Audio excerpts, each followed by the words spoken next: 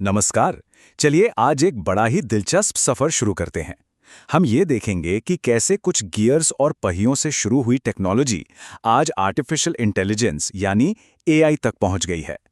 ये है हमारी डिजिटल क्रांति की कहानी।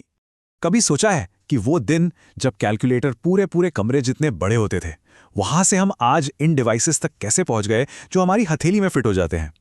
तो सवाल यही है कि हम यहां तक पहुंचे कैसे। आइए इसी कमाल के सफर को समझते हैं। इस पूरी क्रांति के सेंटर में एक चीज है जिसे हम सबने सुना है, आईटी यानी इंफॉर्मेशन टेक्नोलॉजी। पर असल में इसका मतलब क्या होता है? चलिए सबसे पहले इसी को थोड़ा आसान भाषा में जानते हैं।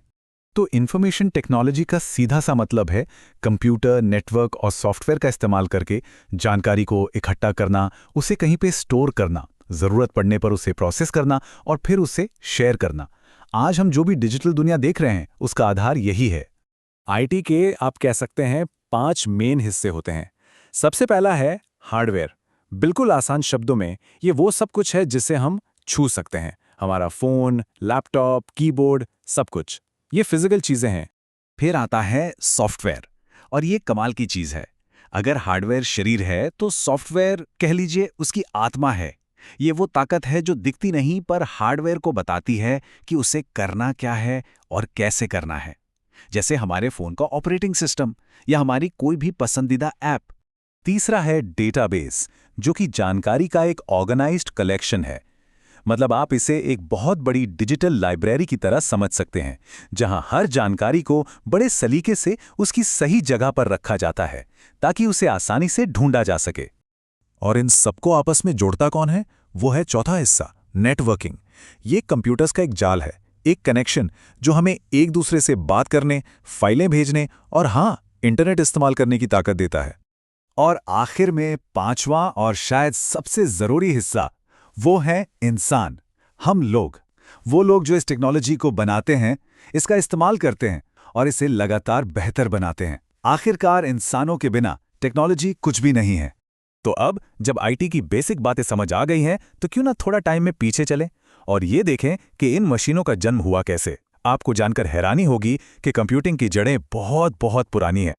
ये कहानी हजारों साल पहले शुरू हुई थी, एबेकस जैसे बहुत ही सिंपल टूल से। फिर सदियां बीत गई और 1642 में गियर्स वाला एक मैकेनिकल कैलकुलेटर बना। लेकिन असली क्रांति की नींव तो 1837 में एक आइडिया के साथ रखी गई थी, जो 1946 में जाकर पहले इलेक्ट्रॉनिक कंप्यूटर के रूप में हकीकत बनी। और यही एंट्री होती है एक बहुत ही दिलचस्प इंसान की, चार्ल्स बैबेज। उन्हें फादर ऑफ द कंप्यूटर कहा जाता है। और क्यों ना कहा जाए, उन्होंने एक ऐसी मशीन के बारे में सोच लिया था जो असलियत में बनने से करीब 100 साल आगे थी। सोचिए जरा कितनी कमाल की दूर की सोच थी ये। अब बात करते हैं कंप्यूटर की 5 पीढ़ियों की। और ये कहानी है कि कैसे ये मशीन छोटी और शक्तिशाली होती चली गई। जरा इस तस्वीर को देखिए। ये है पहली पीढ़ी का कंप्यूटर, एनियाक। इसका वजन 30 टन था, मतलब करीब करीब 5 हाथियों के बराबर। और ये हजारों वैक्यूम ट्यूब से चलता था जो एक पूरा कमरा भर देती थी। और ये देखिए, सिर्फ 5 पीढ़ियों के अंदर हम उस कमरे जितने बड़े इनियाक से आज के इन पतले से डिवाइस तक आ गए। और ये नए डिवाइस उस पुराने कंप्यूटर से लाखों गुना ज्यादा पावरफुल हैं। टेक्नोलॉजी की क्या जबरदस्त छलांगे ये। तो ये बदलाव हुआ कैसे? हर पीढ़ी अपने साथ एक जबरदस्त टेक्नोलॉजिकल जंप लेकर आई। पहले बड़े बड़े वैक्यूम ट्यूब्स की जगह छोटे ट्रांजिस्टर्स ने ली। फिर हजारों ट्रांजिस्टर्स एक छोटी सी चिप में समा गए, जिसे इंटीग्रेटेड सर्किट कहते हैं। उसके बाद माइक्रो प्रोसेसर आए और आज हम एआई यानी आर्टिफिशियल इंटेलिजेंस की 5वीं पीढ़ी में जी रहे हैं। अच्छा, जब कोई कंप्यूटर बोलता है तो हमारे दिमाग में क्या आता है? ज्यादातर एक डेस्कटॉप या लैपटॉप। लेकिन सच तो ये है कि कंप्यूटर हर साइज और ताकत के होते हैं, बहुत बड़े सुपर कंप्यूटर से लेकर हमारी जेब में रखे स्मार्टफोन तक। एक तरफ तो है सुपर कंप्यूटर, जो मौसम का हाल बताने जैसे बड़े बड़े मुश्किल काम करते हैं। फिर आते हैं मेन फ्रेम, जो बैंकों और एयरलाइंस का बहुत सारा डेटा संभालते हैं। और फिर हैं हमारे अपने माइक्रो कंप्यूटर, यानी हमारे पर्सनल डेस्कटॉप और लैपटॉप। चलिए अब जरा कंप्यूटर के अंदर झांकते हैं। और जैसा हमने पहले भी कहा था, हार्डवेयर और सॉफ्टवेयर को आप कंप्यूटर का शरीर और आत्मा मान सकते हैं। तो फिर से समझते हैं। हार्डवेयर वो हिस्सा है जिसे हम छू सकते हैं, स्क्रीन, कीबोर्ड, माउस, ये सब। और सॉफ्टवेयर वो है इंस्ट्रक्शंस, वो कमांड्स जो इस हार्डवेयर को बताते हैं कि करना क्या है। सॉफ्टवेयर के बिना हार्डवेयर बस एक बेजान डिब्बा है। इसको एक प्रोसेस की तरह देखिए। हम कीबोर्ड या माउस से कुछ कमांड देते हैं। ये हुआ इनपुट। कंप्यूटर का दिमाग, जिसे सीपीयू कहते हैं, उस कमांड पर काम करता है। ये हुई प्रोसेसिंग। वो जानकारी हार्ड डिस्क में सेव हो सकती है, जो है स्टोरेज। और आखिर में जो रिजल्ट आता है वो हमें स्क्रीन पर दिखता है। ये है आउटपुट। एक सवाल दिमाग में आता है कि हम इंसानों और इन मशीनों के बीच बातचीत होती कैसे है? हम इन्हें अपनी बात कैसे समझाते हैं? इसका राज लॉजिक यानी तर्क की भाषा में छिपा है।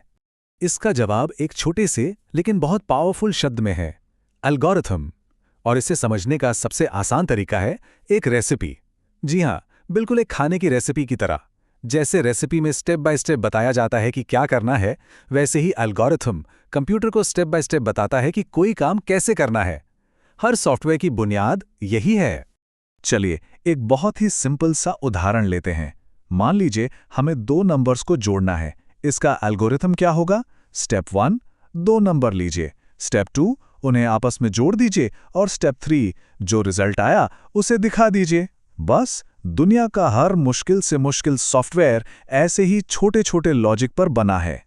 तो हमने गियर्स से अपनी कहानी शुरू की थी और आज आर्टिफिशियल इंटेलिजेंस तक पहुंच गए हैं। ये है हमारी 5वीं पीढ़ी। लेकिन इसके बाद क्या? छठी पीढ़ी कैसी होगी? टेक्नोलॉजी हमें आगे और कहां लेके जाने वाली है? ये सोचने के लिए एक बहुत ही दिलचस्प सवाल है।